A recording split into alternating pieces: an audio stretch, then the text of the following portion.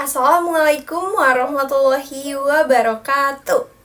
Halo semuanya, perkenalkan nama saya Diana dengan NIM 121125110045 dari Prodi S1 Ilmu Komunikasi di INABA. Nah, pada video kali ini saya akan membahas tentang apa itu komunikasi organisasi.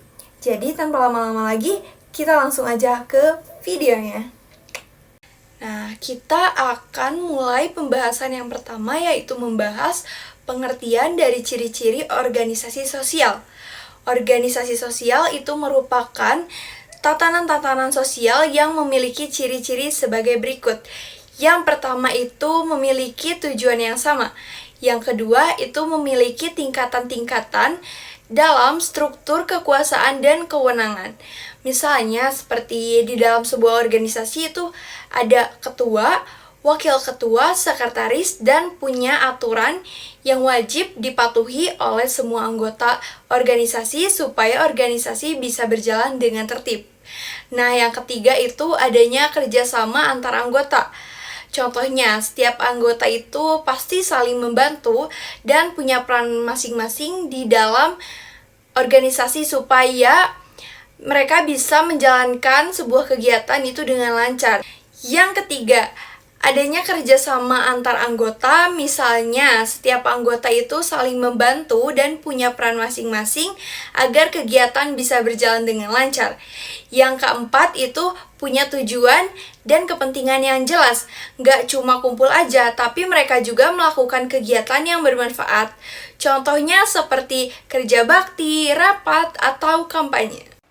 Nah, fungsi dari organisasi sosial yaitu yang pertama sebagai pedoman dalam kehidupan berkelompok yang artinya memiliki aturan, nilai, dan kebiasaan yang harus dipatuhi dalam kehidupan berkelompok.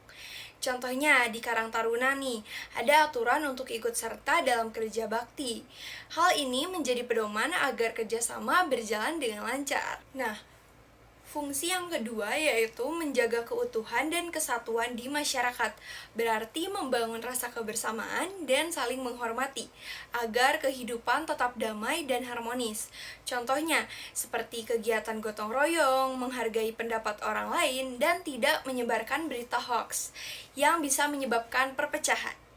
Yang ketiga itu memberikan pengawasan kepada masyarakat, yang artinya mengawasi dan mengingatkan masyarakat untuk tidak berbuat seenaknya dan tetap sesuai aturan yang berlaku di lingkungan. Contohnya seperti ketua RW atau RT yang menegur warganya untuk tidak membuang sampah sembarangan. Nah, ini dia contoh profil dari lembaga swadaya masyarakat, yaitu Komisi untuk Orang Hilang dan Korban Tindak Kekerasan, atau yang disebut Kontras. Bergerak di bidang hak asasi manusia. Tujuannya yaitu untuk memperjuangkan keadilan bagi korban pelanggaran HAM, seperti penyiksaan, penghilangan paksa, dan kekerasan oleh aparat. Kontras didirikan pada 20 Maret 1998 oleh Munir Saitolib bersama sejumlah aktivis HAM lainnya. Kontras lahir di masa akhir pemerintahan Orde Baru, ketika banyak kasus pelanggaran HAM yang belum diselesaikan. Contohnya, kegiatan yang dilakukan organisasi Kontras, yaitu aktif mendampingi keluarga korban kasus penghilangan aktivis 1997 sampai 1998, pembunuhan Munir Saitolib, dan berbagai kasus kekerasan oleh aparat. Nah, selanjutnya ada contoh profil dari organisasi masyarakat, yaitu organisasi Karang Taruna, yang bergerak di bidang sosial dan kepemudaan. Tujuan dari organisasi ini adalah untuk membina dan memberdayakan generasi muda agar peduli, mandiri, serta aktif dalam kegiatan sosial di lingkungan masyarakatnya. Karang Taruna pertama kali berdiri pada 26 September 1960 di Jakarta. Organisasi ini dibentuk oleh masyarakat dan pemerintah setempat untuk mengatasi masalah sosial yang banyak dialami oleh remaja, seperti pengangguran dan kenakalan remaja. Contoh dari kegiatan Karang Taruna yaitu mengadakan lomba 17 Agustus, terus mengajar anak-anak kurang mampu, membersihkan lingkungan, atau membuat usaha kecil seperti produksi makanan ringan. Nah, itu dia contoh dari profil organisasi masyarakat yaitu Karang Taruna.